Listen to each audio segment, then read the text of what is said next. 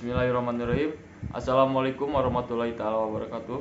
Perkenalkan, nama saya Muhammad Diki Nugraha dari Universitas Perjuangan, kelas manajemen C, angkatan 22. Di sini saya akan sedikit menjelaskan tentang bagaimana praktik bisnis dari lembaga pembiayaan PNM. PNM merupakan layanan pemberdayaan berbasis kelompok sesuai ketentuan hukum Islam yang berdasarkan fatwa dan atau pernyataan kesesuaian syariah dari Dewan Syariah Nasional Majelis Ulama Indonesia yang ditujukan sebagai perempuan prasejahtera pelaku usaha ultramikro melalui 1. Peningkatan pengelolaan keuangan untuk mewujudkan cita-cita dan kesejahteraan keluarga. Yang kedua, pembiayaan modal usaha tanpa anggunan. Yang ketiga, pembiasan budaya menabung. Yang keempat, peningkatan kompetensi kewirausahaan dan pengembangan bisnis.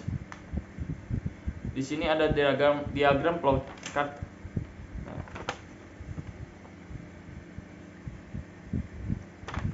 Jadi yang pertama yaitu melakukan analisis calon nasabah, lalu identifikasi peluang usaha syariah.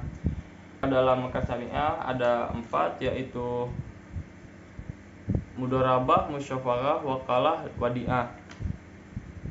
Yang pertama, murabahah atau perjanjian jual beli antara mekar syariah atau pemberi pembiayaan dengan nasabah.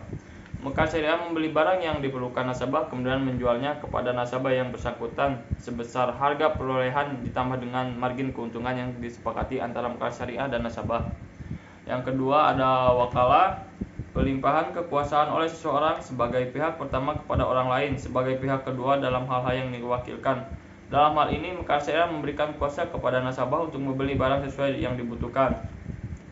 Yang ketiga yaitu wadiah, titipan nasabah yang harus dijaga dan dikembalikan setiap saat nasabah yang bersangkutan menghendaki mekar syariah bertanggung jawab atas pengembalian titipan tersebut.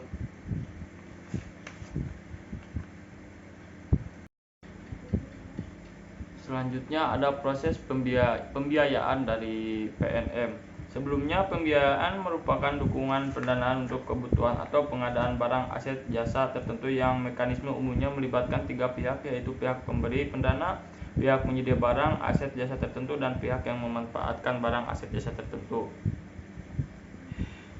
Dalam proses pembiayaan tersebut, PNM yang harus dilalui itu ada permohonan, analisis rasio, persetujuan pembiayaan, pencairan, dan monitoring.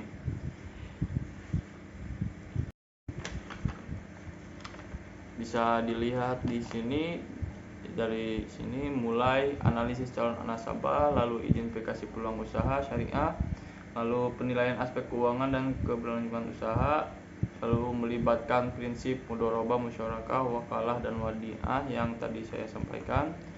Selanjutnya setelah itu lalu memberikan pinjaman dan memastikan kepatuhan terhadap prinsip syariah, lalu memberikan edukasi dan pendampingan untuk terkait prinsip-prinsip syariah, lalu memantau hasil usaha dan pembagian keuntungan dan pelunasan pinjaman oleh nasabah sesuai dengan prinsip-prinsip akad syariah.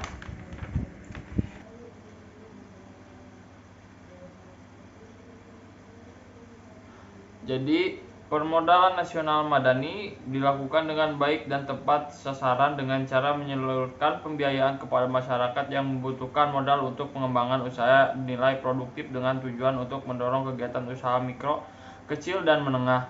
Pembiayaan tersebut terdiri dari pembiayaan untuk individu dan kelompok.